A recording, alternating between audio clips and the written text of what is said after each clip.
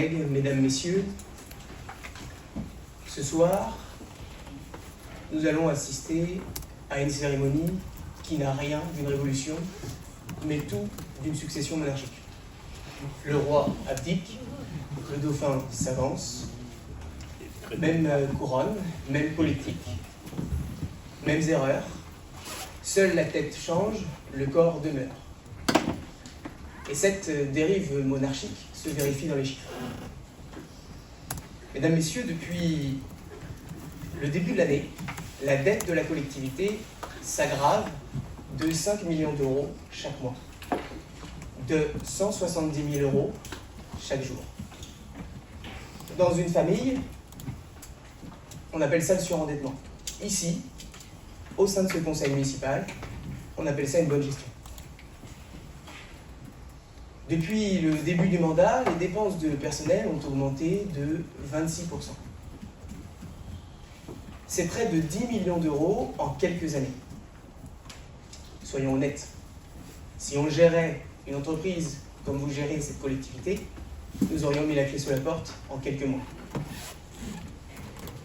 Ces chiffres, ce ne sont pas des impressions, ce sont des faits. Et ces faits disent une vérité très simple. Nous vivons au-dessus de nos moyens. Pour combler ces excès, vous avez choisi la facilité, l'impôt. Par 3 fois, vous avez augmenté la taxe foncière au cours de ce mandat. Ce n'est pas le gouvernement, ce n'est pas l'État, c'est vous. Vous avez surtaxé les résidences secondaires à leur maximum. Vous avez augmenté la taxe des ordures ménagères qui n'avait pas bougé depuis 10 ans.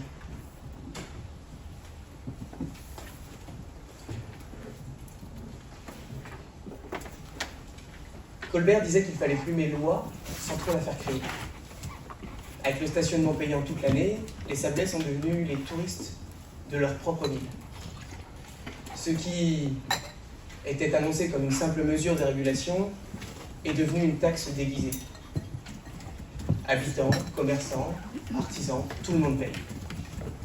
Cela pèse sur l'économie, ça complique la vie quotidienne et surtout ça affaiblit le centre-ville.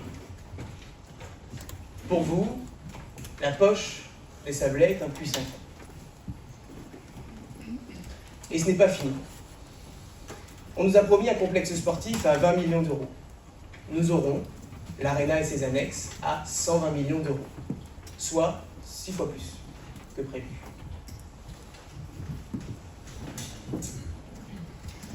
Il faut regarder les choses en face. Ces projets, aussi spectaculaires soient-ils, engendrent des déficits durables.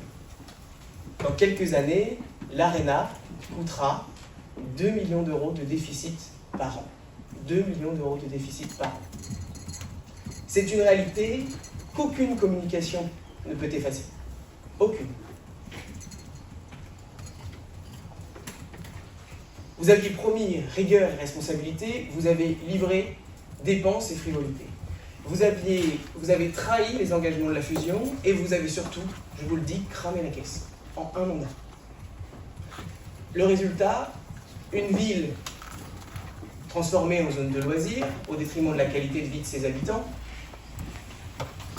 des projets démesurés, coûteux à entretenir, qui créent plus d'impôts que de richesses.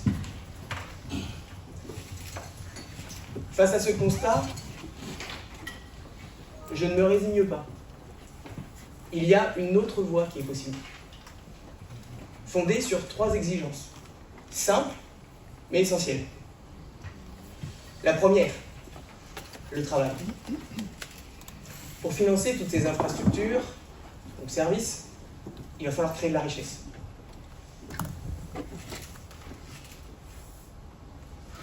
Je souhaite que nous ayons une ville qui innove, qui crée de la richesse, qui émancipe sa jeunesse, qui valorise les initiatives privées et associatives. Nous devons cesser de consommer notre territoire. Nous devons redevenir une ville qui produit, qui entreprend.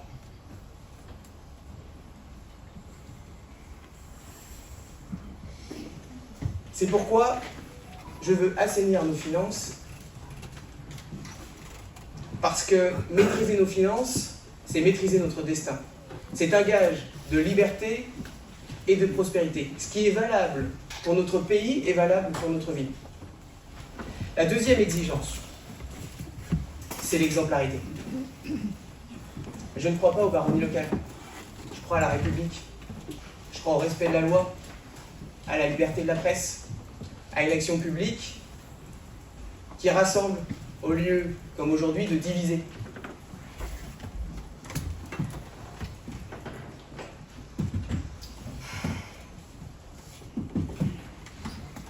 Je veux une parole publique qui engage. Je veux une parole publique qui engage. Où l'exemple vient d'en haut. Et où le maître mot, c'est l'intérêt général. La troisième exigence, c'est le dialogue. Je sais que ce mot peut paraître faible, mais c'est lui qui fonde toute la confiance. Je veux des décisions lisibles qui font du sens, qui font sens. Qu'on arrête les slogans creux. Je veux qu'on écoute les Sablais. Je veux qu'ils soient considérés, associés, écoutés, les Sablais. L'action publique ne doit pas être un monologue, elle doit retrouver son efficacité et surtout son humanité. Ce soir, vous l'aurez compris, rien ne changera. Une tête en remplace une autre et la ligne reste la même. En mars 2026, les Sablais auront un autre choix. Je vous remercie pour votre écoute.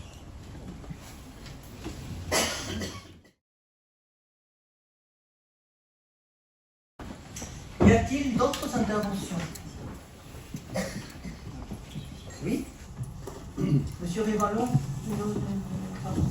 Merci.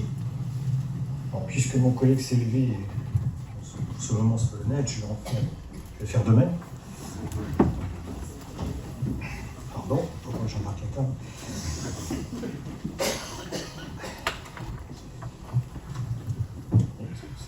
C'est une première. Mes chers collègues, en effet, ce moment est particulier pour notre conseil municipal. Et j'ai souhaité m'exprimer brièvement, pas d'inquiétude, à l'occasion de cette transition importante dans la vie de notre commune. Depuis le début du mandat, j'ai choisi d'assumer une position modérée. Une posture que je partageais pleinement avec Guy Bricard, mon colistier, aujourd'hui disparu, et avec qui j'ai eu la chance de siéger. Je veux ici rappeler avec émotion et respect combien nous étions attachés tous les deux à un débat local apaisé, exigeant, mais toujours respectueux. Cette position, c'est toujours de s'efforcer de poser des questions, de contribuer aux réflexions et de rester fidèle à l'intérêt général.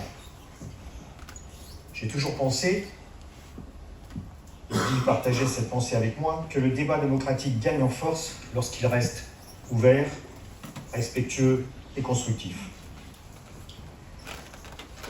L'élection d'un nouveau maire au sein d'un conseil municipal, ce n'est pas, surtout pas, qu'un moment statutaire.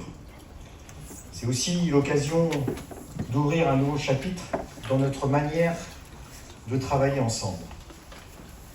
C'est pourquoi, après réflexion, j'ai décidé d'apporter mon vote à la candidature de Nicolas Sénéchaud, dans un esprit de, vous l'aurez compris, de continuité et d'ouverture. Ce choix, il est à la fois personnel et politique. Politique, car il me semble opportun d'assurer avec la même équipe la continuité des dossiers en cours. Personnel, parce que j'ai senti dans nos récents échanges une volonté d'écoute et un souhait d'ouverture aux contributions de chacun. Cela, bien sûr, toujours dans le sens de l'intérêt général et tout en restant fidèle à sa propre ligne. Je reste un élu attaché à son indépendance de jugement, mais je suis également convaincu que pour les Sablais, nous avons tout à gagner à bien coopérer dans ce conseil. Alors bien sûr, vous l'aurez compris, cela peut paraître idéaliste en période J'avais écrit préélectoral, mais je peux dire maintenant électoral. Mais je veux être clair dans un même temps. Ce vote n'est ni un ralliement, ni une rupture. C'est un geste de confiance. Et j'exprime aussi l'attente que cette confiance puisse être réciproque. Aujourd'hui, à ce contexte local, s'ajoute un environnement national marqué par une grande incertitude. Chacun perçoit bien que nous vivons une phase politique tendue, peut-être instable, où l'équilibre des institutions et la confiance des citoyens sont mis à rude épreuve. C'est précisément en de tels moments que la stabilité des collectivités locales devient essentielle. Quand à l'échelle nationale tout peut vaciller, les communes doivent rester des repères solides. D'ailleurs, les Français expriment largement leur confiance en leur maire. C'est pourquoi, au niveau municipal, ici au Sables-d'Olonne, nous avons la responsabilité de préserver un climat de coopération et de continuité. Je forme donc le vœu que cette nouvelle étape permette à chacun d'apporter sa pierre dans un esprit de responsabilité partagée au service des Sablais. Car si le tumulte national peut inquiéter, ici, dans notre belle ville des Sables, nous avons la possibilité de maintenir la confiance et la stabilité dont nos concitoyens ont besoin au quotidien. Je vous remercie pour votre attention.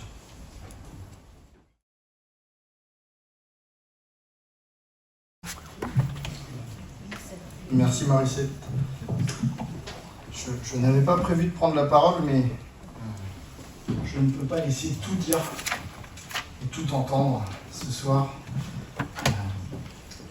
Merci Monsieur Rivalan pour la confiance qu'il a accordée à Nicolas, parce qu'on lui accorde tous. Et c'est touchant de voir que dans l'opposition, il y a des gens qui constatent que quand même le travail réalisé jusqu'à présent n'est pas si mal, que tout n'est pas à jeter. Je ne rentrerai pas dans le détail des chiffres. Monsieur Bourget nous a, comme à l'habitude, comparé des torchons et des serviettes, des choux et des carottes, comme dirait Yannick Moreau. Mais pendant 17 ans, Yannick Moreau a donné de son temps à la collectivité pour réussir à la porter là où elle est aujourd'hui, accomplir la fusion de 3 communes et donner une dynamique à la ville comme elle n'en a jamais connue. Dynamique économique, dynamique touristique, dynamique à l'année. Ça a été l'intérêt général. Malheureusement, M. Bourget n'a pas réussi à déceler dans les décisions prises par l'équipe municipale qu'elle suivait toutes et sans exception l'intérêt général. Que la collectivité a pendant de nombreuses années sous-investi pour réussir à avoir un pic d'investissement, à le porter et à le financer. Il a parlé de taux d'endettement en comparant à un ménage, mais quel ménage ne rêverait pas d'avoir une capacité de désendettement de 7 ans? Quel ménage ne rêverait pas de cette situation financière-là? Alors, écoutez les Sablais, suivre l'intérêt général en consultant, en faisant des consultations, on en a fait plusieurs pendant le mandat, c'était tout ce qui était prévu au programme. Nous ne nous sommes jamais détournés du programme de l'équipe municipale et je souhaitais du coup rappeler ces vérités et féliciter, puisque l'occasion m'en est donnée, et remercier Yannick pour la confiance qu'il nous a tous accordée il y a 7 ans lorsque nous avons pris la décision de fusionner les 3 collectivités et tout au long de ces 7 années pour le plaisir que j'ai pu avoir à travailler avec lui. Je vous remercie.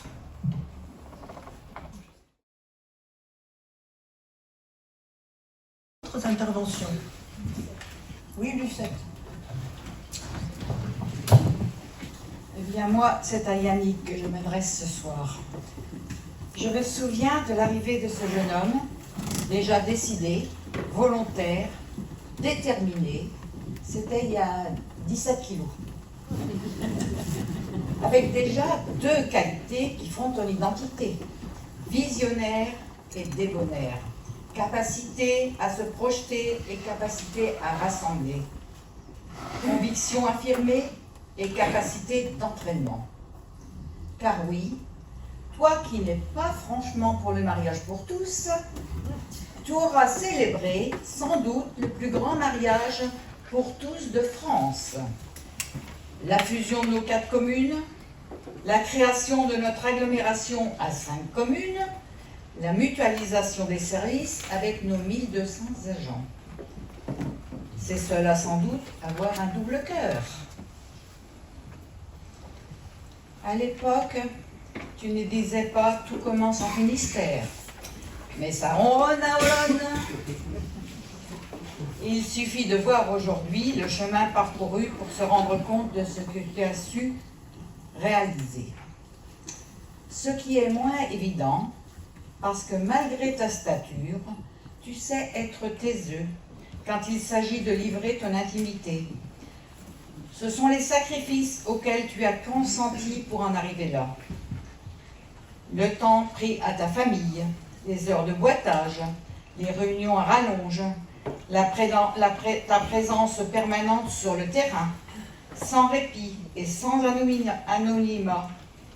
Et même quand tu pouvais t'éloigner par tes responsabilités nationales, c'était pour mieux voir, avec du recul, ce qu'il fallait améliorer ou les idées à importer, avec un souci du détail inégalé. Tu as été chaque minute les yeux, les oreilles de la ville, nous devançant et nous mobilisant sur ce qui n'était pas encore visible mais qui te sautait aux yeux. Un pavé déplacé, un espace vert à nettoyer, un arbre à élaguer, une famille à secourir, une association à accompagner.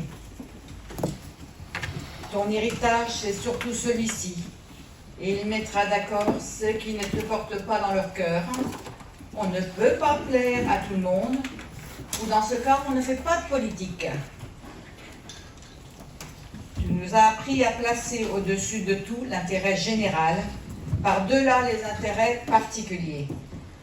C'est la leçon de l'héritage que tu nous laisses et que chaque Sablais peut méditer. Alors aujourd'hui, tu prends un nouveau cap. Pour toi, tout commence en Finistère. Et pour nous, tout se poursuit à la Jarry. Je l'avoue, il y a des démissions qu'on attend et qui ne viennent pas. Et il y a des démissions qu'on attend et qu'on n'attend pas et qui viennent quand même. C'est ainsi. Mais sache que pour tout ce que tu nous laisses, il existe un mot qu'on n'entend pas souvent, un beau mot, un peu oublié et que tu n'as pas souvent entendu, mais qui te va bien pour chaque jour depuis 17 ans et surtout aujourd'hui, merci.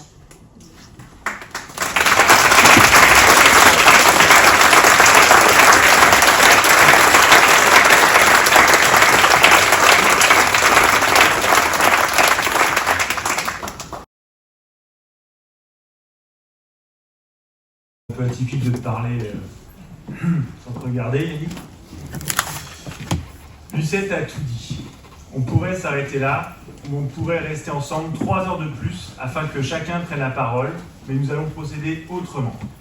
Les maires délégués de nos anciennes communes, devenus maintenant nos quartiers, vont adresser un petit mot au nom de tous.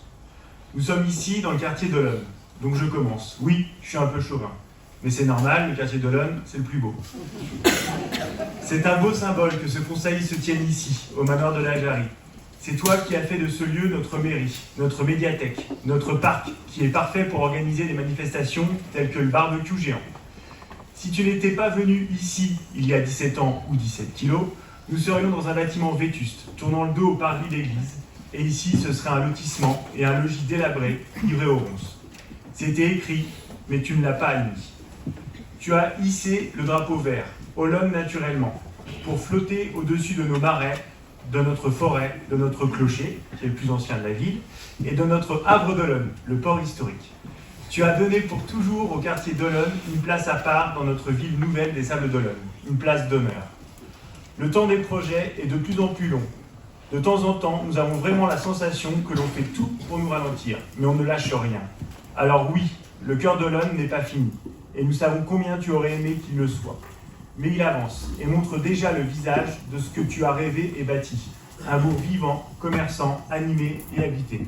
Merci non pas de lui avoir donné un nouveau visage, mais de lui avoir rendu son visage, qui rime avec son identité de village.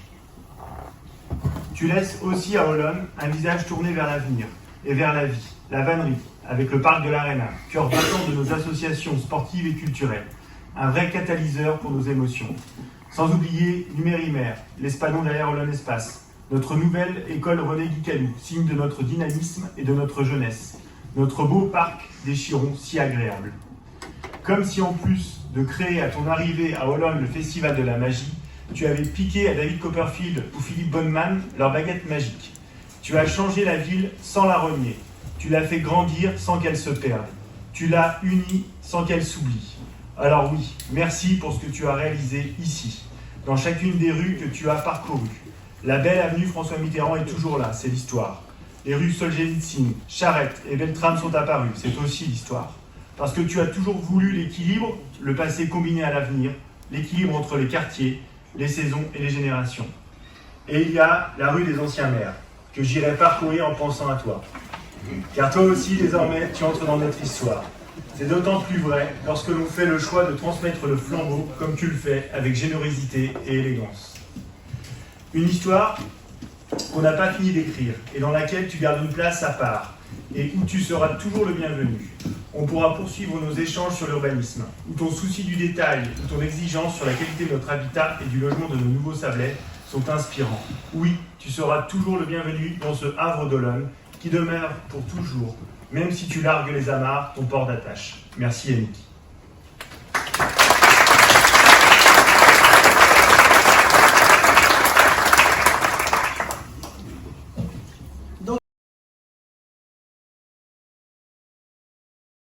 Et cher Yannick, chers collègues, chers Sablais, c'est comme représentant du quartier du Château que je m'exprime. Et je veux en dire un petit mot pour ce que ce quartier symbolise de ton action, mais aussi de manière plus personnelle, comme éducateur à titre professionnel et comme accompagnateur de notre vie sportive et de notre jeunesse par ma délégation. Car c'est sur l'énergie de la transmission que tu incarnes tant que je voudrais m'exprimer. Le quartier du Château d'Olonne, c'est une terre de caractère que tu as su dompter. Pas facile les Castellolonnais, pas facile le château, pas facile la Pirot, l'aérodrome, le Puy d'Enfer, la rue des Marchais, c'est chez nous. Unir les anciennes communes, c'est une chose, mais unir les élus du château, c'est une autre paire de manches. Et voilà que toi, qu'on dit empressé, tu y as mis de la patience. Toi qu'on caricature comme éloigné, tu as arpenté le terrain, écouté. Toi qu'on dit clivant, tu as rassemblé. Alors bien sûr, l'abbaye de Saint-Jean d'Orbestier, le Fenestro, la baie de Cayola et son ponton de l'époque de Richard Cœur de Lion, le Puy d'Enfer, ils étaient là avant toi et ils seront là après toi. Mais il ne faudrait pas oublier ce que tu as fait pour les révéler, les aménager, les embellir, les valoriser, les ouvrir à la balade, à la respiration, à l'inspiration. Avec toujours cette double attention, la nature et l'homme, pas opposés, mais main dans la main. Notre plan forêt-climat pour respirer à plein poumon, c'est un beau symbole de cette double attention. Nos écrins naturels préservés et valorisés, et les activités humaines présentes et vivantes, sans opposition l'un et l'autre. C'est le cœur de notre vie d'art et d'histoire, de notre Académie du patrimoine, de notre transmission à la jeunesse. Et c'est mon deuxième message, en forme d'hommage à ton action. Tu as porté les sables vers l'avant. Tu nous as obligés sans cesse à penser non seulement aux sables d'hier et aux sables d'aujourd'hui, mais aux sables de demain. Les sables que nous laisserons à nos enfants et à nos petits-enfants. Merci pour ton action pour nos clubs sportifs, pour nos grands événements sportifs et associatifs de l'Ironman, du Vendée et pour la place que tu y as donnée. Chaque fois à notre jeunesse, à nos petits sablets qui deviendront grands. J'associe mes collègues en charge du passeport du civisme, de la culture, de la petite enfance, des centres de loisirs. Oui, tu as fait de notre ville une ville à l'année, comme le disait Jean-Eudes tout à l'heure, pour les familles, pour les enfants, une jeunesse qui n'en oublie pas les générations précédentes, car c'est la personne, tout au long de la vie, que l'on défend ici, du dernier-né de la maternité à notre Sablaise, doyenne des Français. Et ton dernier geste, c'est un passage de relais. Image sportive, image éducative, image symbolique. Merci pour les 17 tours de piste. En général, on perd du poids quand on fait 17 tours de piste parcourus. Toi qui, au sujet du sport, te disais croyant mais pas pratiquant. Yannick, pourtant, tu es un Ironman. Comme disait sur place, you are an Ironman, un Ulysse, un skipper au grand cœur, un Saint-Michel en ce jour de sa fête. Et si la Bretagne, un jour, t'apparaît trop petite, les Sables d'Olonne et ses 50 000 supporters t'attendront toujours dans le plus grand stade du monde. Merci Yannick.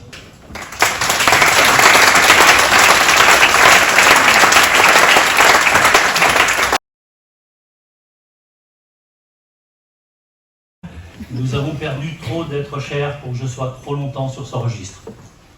Mais je mentirais si je disais que je ne suis pas, comme nous tous, un peu noué d'émotions ce soir.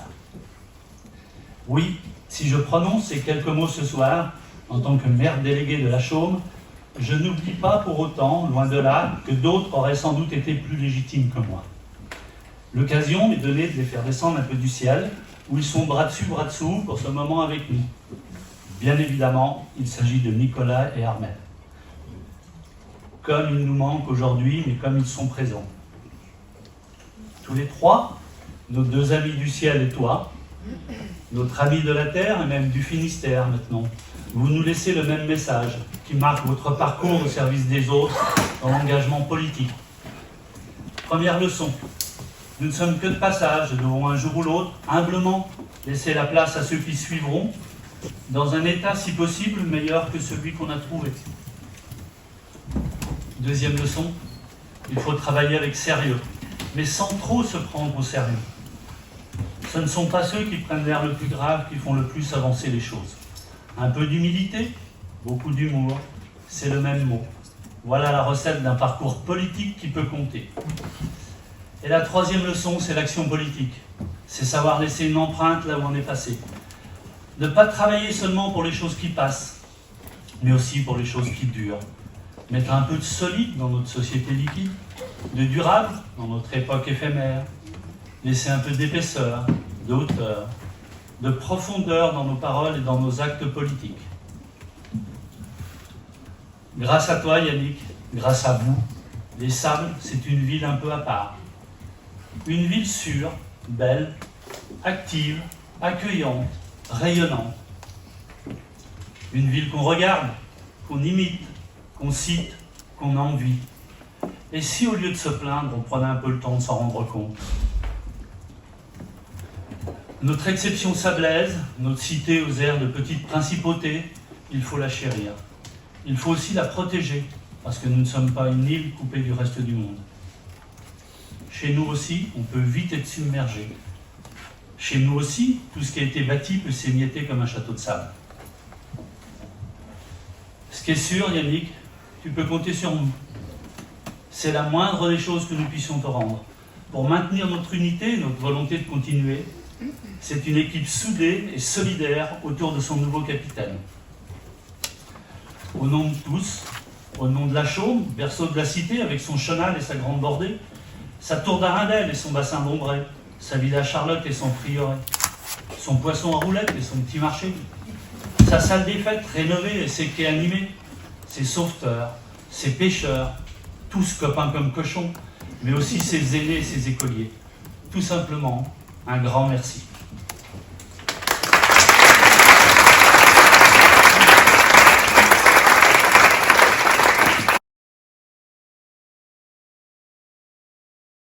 Yannick, je t'invite pour une balade, pour une promenade. Alors vous pouvez venir, hein, venez avec nous si vous voulez. Donc une promenade dans le grand quartier des Sables. D'abord, gare-toi au Dubon, ça sera plus simple. Alors, bien, on va se balader. Alors, d'abord, le marché Arago et ses abords qui ont été rénovés. Ils sont enfin mis en valeur pour le plaisir de tous. Tiens, chez Lucette, c'est ouvert. Il y a encore la queue. Il y a toujours la queue chez Lucette. On s'achète un gâteau, pourquoi pas? Je sais que t'es gourmand. Alors, regarde, une petite plaque sur la devanture de cette boulangerie. Prix du patrimoine. Quelle jolie idée que de valoriser nos rues et façades. Plus loin, un petit attroupement. Mais qu'attendent ces personnes? Mais oui, bien sûr, la fameuse tramouette, plébiscitée par tous. Il faut que tu saches qu'à la maison, Yannick, Célestin, du haut de ses 5 ans, l'appelle la tramounette de Mamie Plage. Alors, c'est mignon, mais c'est un peu trop long. Pour Yannick, il y a encore de la place, alors on a de la chance. Allez, on va faire notre tour en tramouette. On passe devant l'abbaye Sainte-Croix, hâte de profiter du nouveau musée, hâte aussi de profiter de la nouvelle médiathèque. Que de nouveautés dans ce quartier culturel, avec ce patrimoine valorisé, ce musée rénové. Regarde, ça grouille d'enfants. Ben, c'est l'heure de la sortie de l'école. On est bien dans une ville qui vit toute l'année. Au passage, notre regard est attiré par les couleurs acidulées qui décorent notre marché éphémère, tandis que les vieilles halles se refont une beauté. Là aussi, on a hâte. Jardin de la Liberté, on descend. Et nous voilà repartis à pied. À grandes enjambées pour toi, j'ai un peu de peine à suivre, Yannick, alors tu m'attends. On passe devant le gymnase du centre, tout beau, tout neuf. Le quai de pêche, les bandes sont relevées pour un quartier plus apaisé. Bravo, parce que ça, c'était pas gagné. Les restaurants alternent avec les bars, un quai toujours animé, sous le regard de la sablaise qui habille le silo de la Cavaque.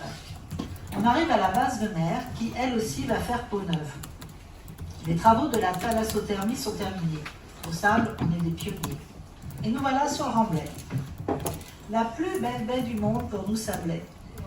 Les vagues lèchent le sable des promeneurs dans la quiétude de l'air marin. Pas besoin de parler, on profite, tout simplement. On approche de la petite cale. Quelques surfeurs taquinent la vague.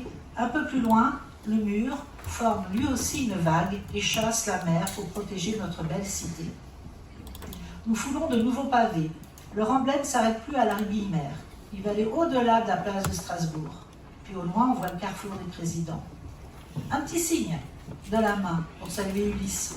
Toujours imperturbable, les pieds dans l'eau.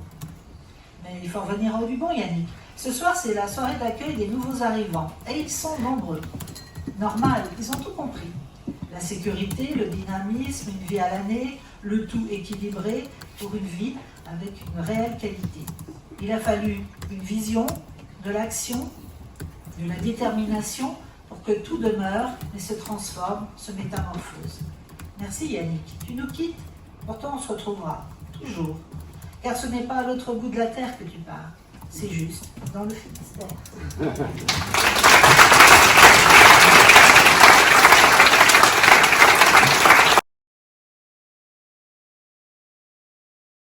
Avec le départ de Yannick, j'écoutais ce qui a été dit. L'élégance aurait voulu que tous reconnaissent le travail qu'a fait Yannick pendant toutes ces années, le travail qu'il a fait pour l'intérêt général. On peut bien sûr ne pas plaire à tout le monde, mais tout le monde devrait avoir l'honnêteté de reconnaître le travail fait. La ville s'est transformée, Les Sables est une belle ville, où sécurité et qualité de vie veulent dire quelque chose. Tout ça, ça n'est pas le fruit du hasard, ça n'est pas tombé du ciel, c'est le fruit de choix assumés. Et puis on voit bien dans les propos qui ont été tenus qu'une campagne s'annonce. Moi je ferai 2 remarques à ce propos. Je n'avais pas prévu de dire la parole, mais de prendre la parole, mais ça m'a donné envie de prendre la parole. Comme l'a dit très justement M. Ribalan, n'importons pas le tumulte national, la mauvaise foi et les approximations et les postures. Le débat et la ville des Sables-d'Olonne méritent mieux que ça. Elle mérite beaucoup plus que ça. La deuxième chose, ne jouons pas les uns et les autres sur la peur de chiffres qui sont faux. La force des Sables, et je le dis haut et fort, c'est la gestion qui a été celle de Yannick ces dernières années, et c'est cette gestion qui a permis de transformer la ville. Chacun devrait se souvenir, je ne sais plus qui a dit que ça, mais l'excès fatigue l'esprit au lieu de le convaincre. J'ai connu, Yannick, votre départ en politique. Je ne pensais pas, pour des raisons biologiques, connaître votre départ de la politique. C'est votre choix. Il est respectable et courageux. Alors je vous souhaite une nouvelle vie aussi riche que la précédente.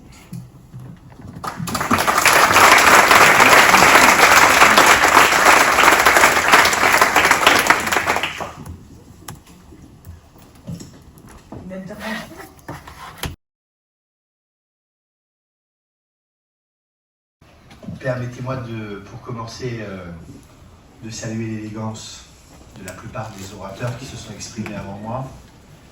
Je vais souligner celle de Bruno Rivalan et avoir une pensée émue pour les collègues élus municipaux qui nous ont quittés depuis le début du mandat. Guy, Nicolas, Armel. Je voudrais remercier évidemment les élus sablais qui se sont exprimés pour essayer d'équilibrer le propos. Je pense que les Sables d'Olonne a vocation à toujours rechercher l'équilibre. Et que ça peut être une piste et une voie à chérir pour l'avenir des Sables et des Sables. Saluer bien sûr Jean-Le de Lucette, Donatien, Gérard Richard, Mongenaran, pareil, Jean-François Bergeron. Et pour répondre à M. Bourget, j'avais en synthèse, je pourrais le répondre en une demi-phrase, mais je vais essayer d'étayer un petit peu mon propos quand même. Je pensais à Talleyrand, quoi. Tout ce qui est excessif est insignifiant. Tellement excessif, tellement insignifiant. Sur la question des chiffres, en 2020, au début du mandat, cette équipe municipale a fixé un cap budgétaire pour le mandat, tirant les conséquences et retirant les fruits de la fusion. Et cette trajectoire financière de mandat, elle se concluait naturellement par un pic d'investissement que nous vivons et dont les Sablais peuvent profiter. Et elle se concluait par des bornes financières qui ne seraient pas dépassées à la fin du mandat. Et elles ne le sont pas. Ces deux bornes, je vous les rappelle, c'est premièrement un endettement maîtrisé, parce que le volume de la dette est une chose, la capacité à rembourser un emprunt en est une autre. Le volume de la dette, la capacité de remboursement que nous nous sommes fixés en début de mandat, c'est cette année, de capacité de désendettement.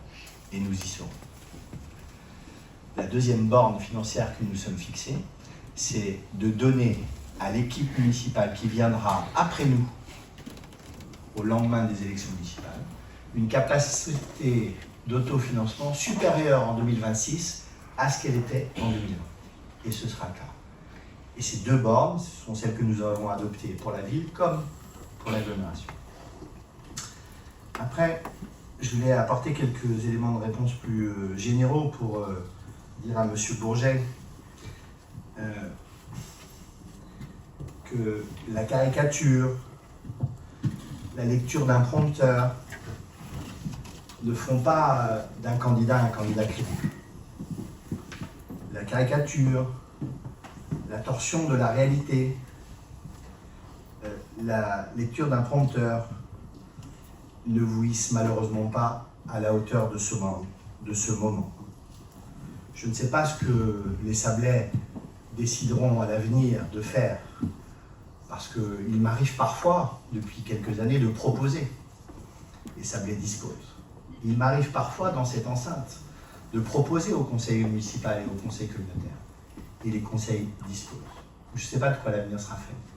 Mais je ne pense pas, peut-être l'avenir me déjugera-t-il, je ne pense pas que les Sablais, M. Bourget, vous permettent un jour de vous prévaloir de 17 années à la tête d'exécutifs locaux.